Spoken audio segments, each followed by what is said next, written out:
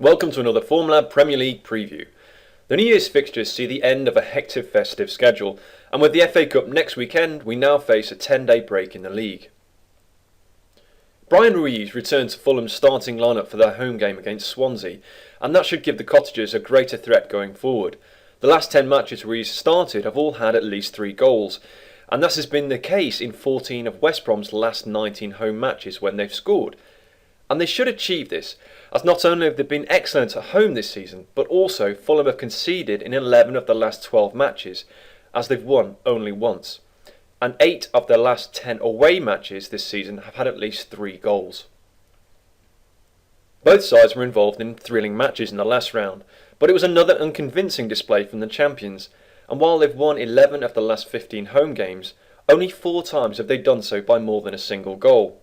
Stoke are unbeaten in 10 matches, and although they've lost 11 of 15 trips to top 6 teams since 2010-2011, just 6 of those defeats were by more than a single goal, and they look clear value on the handicap. Spurs played well in their win at Sunderland, but will be without diving champ Gareth Bale through suspension. They should still win, however, as Reading have earned just 2 points on the road this season, and have failed to score on 6 occasions. However, they've lost by more than 1 goal just twice, and since 2010-11, Spurs have won by more than 1 goal in just 4 of their 14 home matches against bottom 6 teams. Furthermore, they've scored just 6 goals in the 5 games Bale has missed since the start of last season, and their 2 wins in that time were both 1-0. Swansea are unbeaten in the festive period after a home draw with the leaders and then 4 points from 2 away games. Meanwhile, Villa have conceded 15 goals without reply. Quite how Villa will react is almost impossible to guess, so we'll leave this alone, but they've lost 7 of the last 11 away matches and 6 have been 2-0, so that could be the way to go here. Injuries and suspensions mean several key players will be able to enjoy a New Year's hangover.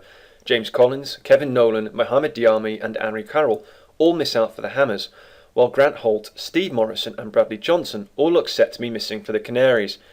Both teams are on a fairly poor run, but have had some tough fixtures, but with all the absentees, this match looks best avoided.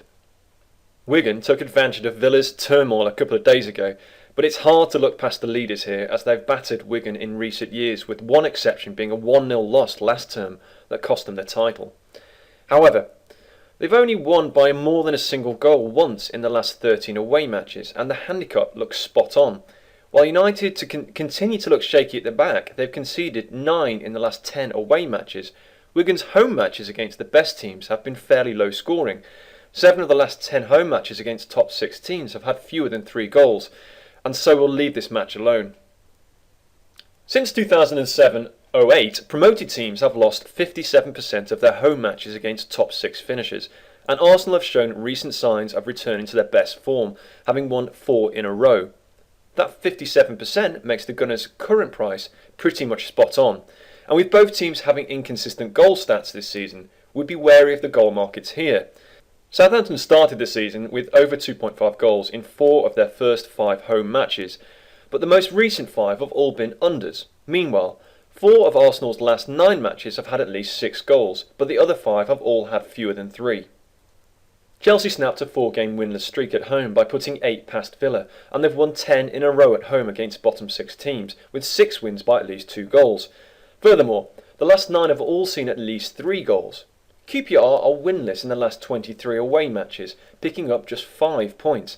Furthermore, they've lost their last 13 trips to top half teams, and there have been at least 4 goals in 6 of the last 9. Liverpool's form has been pretty patchy, but they have won 4 of their last 6 home games. However, as all those opponents are currently found in the bottom 7, it's not that impressive. Only twice in their last 9 home games have they scored more than once, and 8 of their 12 home games against bottom half teams since the start of last season have had fewer than 3 goals. Sunderland have scored just 16 goals in the last 19 away games, and since 2008-2009, 7 of their 9 games against Liverpool have ended with fewer than 3 goals.